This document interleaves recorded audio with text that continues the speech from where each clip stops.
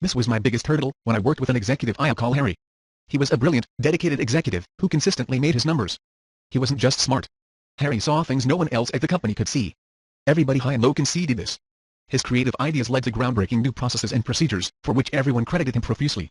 There was no doubt that Harry had been instrumental in turning around his organization. Plus, Harry had other positives going for him. He sincerely cared about the company, employees, and shareholders. He had a great wife, 2 kids enrolled in top colleges, a beautiful home and a great neighborhood. The works. Life was very good for Harry. The flaw in this perfect picture, and there's always a flaw when superstition comes into play, was that Harry was a poor listener. Even though his direct reports and co-workers respected him, they felt that he didn't listen to them. Even when you factor in that they were somewhat intimidated by his quick mind and creativity, and thus more willing to accept that Harry didn't have to listen to them all the time, Harry was still a world-class aggressive non-listener, not just a distracted genius, who sometimes didn't pay attention. His colleagues consistently felt that if Harry had made up his mind on a subject, it was useless to express another opinion. This was confirmed up and down the company by feedback I conducted.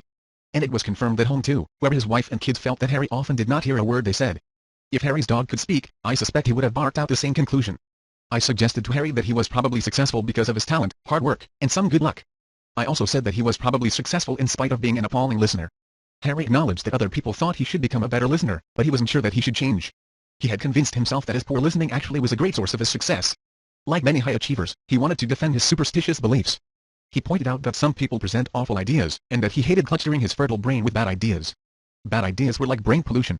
He needed to filter them out, and he wouldn't pretend to hear out bad ideas simply because it made other people feel better. I don't suffer fools gladly, he said, with a little more pride than patience. This was defensive reaction number 1. It always happens with people caught in a superstition trap. They cling to the notion that their success is causally linked to specific behavior, good or bad, responsible or risky, legitimate or inappropriate. They refuse to accept that not all good things flow to them because of the less than good things they do. Sometimes there's no causal connection at all. It was my job to make Harry see his flawed logic. When I asked if he really believed that his co-workers and family members were fools, he shamefacedly conceded that his comment may have been over the top. These were people he respected, people he needed to get things done, people on whose backs his entire success rested. Upon further reflection, he said, perhaps sometimes I am the fool. It was a big step for Harry, both conceding the legitimacy of other people's feelings, and recognizing that perhaps sometimes he was acting like a fool. But then Harry went into defensive reaction number 2, fear of overcorrection. He was concerned that he might start listening too much, and that doing so would diminish his creative impulses. He would become too unwilling to share his opinions and eventually dry up creatively. I pointed out that the danger that a 55-year-old man, who had been a bad listener for his entire life, would overcorrect, and suddenly become excessively interested in other people's opinions was extremely remote. I assured him that he could remove this concern from his things to worry about list. We were fixing one bad behavior, not manufacturing a religious conversion. Ultimately Harry decided it was more productive to hear people out than waste time justifying his own dysfunctional behavior. Harry's case isn't an isolated event. Virtually all of us are superstitious, attaching too much value to bad behavior that we confusedly associate with our success.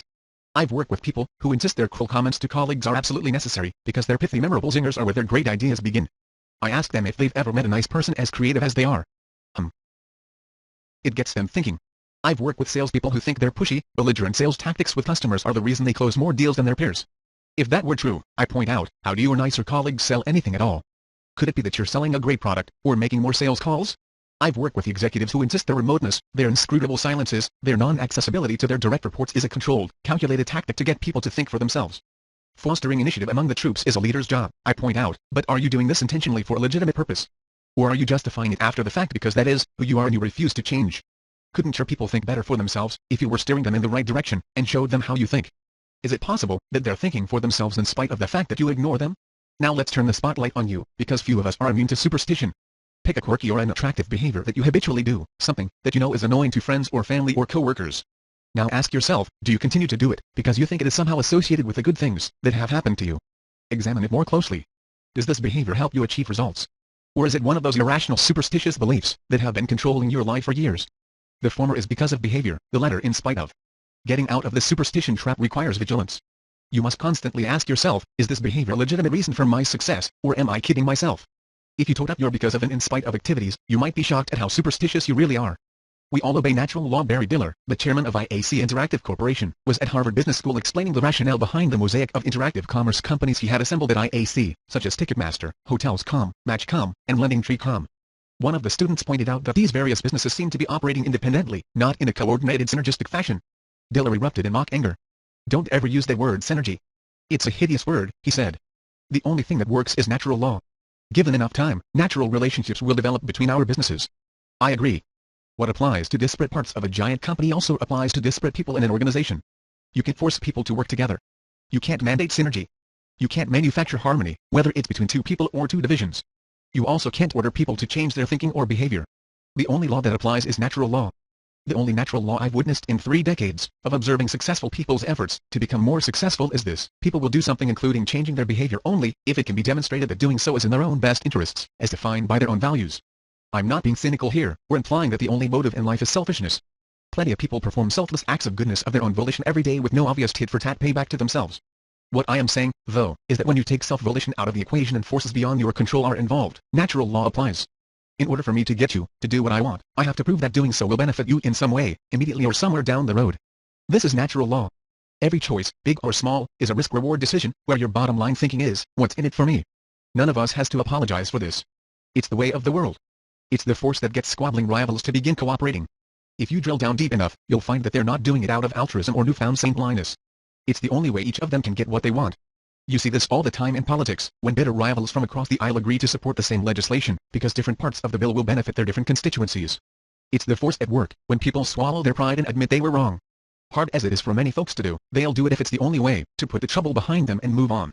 It's the reason people will turn down a better paying job, because they sense the new situation will not make them happier.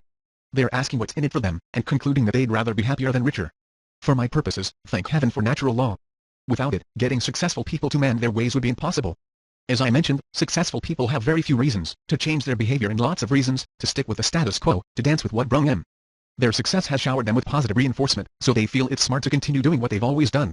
Their past behavior confirms that the future is equally bright. I did it this way before. Look how far it's gotten me. Then there's the arrogance, the feeling that I can do anything, which develops and bulges like a well-exercised muscle in successful people, especially after an impressive string of successes. Then there's the protective shell that successful people develop over time, which whispers to them, you are right. Everyone else is wrong. These are heavy defense mechanisms to overcome. For some people, telling them that everyone hates the way they act doesn't make a dent. They don't care what others think. They assume that everyone else is confused. For others, warning that their behavior is ruining their chances for promotion fails to scare them. They assume they can snap their fingers and get a better job elsewhere. Forget whether it's true, they believe it. Persuading people to change by invoking an endgame that doesn't matter to them is very hard work. I was once asked to work with a software wizard. He was the technical guts of the company, virtually indispensable. The CEO wanted him to be more of a team player, to mix more with others in the hope that maybe he could spread some of his genius around to the rest of the company. Only problem, which was evident after 5 minutes with him, was that this man was basically antisocial. His ideal world was a room, a desk, a computer screen, and oh yes, a state-of-the-art sound system providing round-the-clock background music opera, as I recall. He didn't want to play well with the other children. He wanted to be left alone. I suppose we could have threatened to take his toys away if he didn't change. But what would that have accomplished?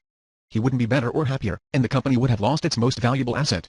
Changing him wasn't worth it, which is what I recommended to the CEO. Your plan is nice in theory. But what you're asking is not connected to what he values, I said. Let him be. He's happy. He's not going anywhere. Why scare him away by turning him into someone that is just not him? This fellow was the exception and aberration. Most people's resistance to change can be overcome by invoking natural law. Everyone, even the biggest ego in the room, has a hot button that can be pushed, and that button is self-interest. All we have to do is find it. It's not the same thing in all people. If there's any art to what I do, and believe me, there isn't much, maybe it happens here at the decisive moment, when I discover someone's hot button. Fortunately, successful people make it easy to find the button. If you press people to identify the motives behind their self-interest, it usually boils down to 4 items: money, power, status, and popularity. These are the standard payoffs for success. It's why we will claw and scratch for a raise, money, for a promotion, power, for a bigger title and office status. It's why so many of us have a burning need to be liked by everyone, popularity. The hot button is different for each person. And it changes over time, but it's still guided by self-interest. My personal coaching clients have money, power, and status, and most are popular. Having achieved these goals, they turn to higher-level goals, such as leaving a legacy or being an inspiring role model, or creating a great company. If you look for the hot button of self-interest, it's there. One of my more notable successes occurred with a sales executive named John, who was consumed by his rivalry with another executive at the firm. The 2 men had been dueling for years, although it's not clear whether the other guy shared this obsession. No matter what John did, playing golf at a company retreat, or posting quarterly profits, he didn't win unless the other guy finished behind him. The CEO had called me, and because John was a top candidate for the coup spot. Some of his rough edges needed to be smoothed out. John's issue, said the feedback, was an obsessive need to win surprise, which manifested itself in a constant one-upmanship with his direct reports. He always corrected their ideas, or improved them by insisting that his suggestions were better. Getting John to change required a subtle appreciation of what motivated him. Making more money didn't stir the guy, he had enough. Power and status didn't appeal to him either, he was already higher in the organization than he had ever dreamed. Popularity wasn't an issue, with the salesman's touch for getting people to like him, he was already popular. What made him commit to change was the abhorrent thought that failing to do so meant ceding ground to his arch-rival. Not the noblest of motives, but I don't pass judgment on why people change. I only care that they do. Another time, when I worked with an executive who was notoriously nasty and sarcastic, he agreed to change, because he could see that his two sons were imitating his behavior at home. He didn't want his legacy to be two sarcastic jerks. More on him in Chapter 6. Take a look around you at work. Why are you there? What keeps you coming back day after day? Is it any of the big for money, power, status, popularity, or is it something deeper and more subtle that has developed over time? If you know what matters to you, it's easier to commit to change. If you can't identify what matters to you, you won't know when it's being threatened. And in my experience, people only change their ways when what they truly value is threatened. It's in our nature. It's the law.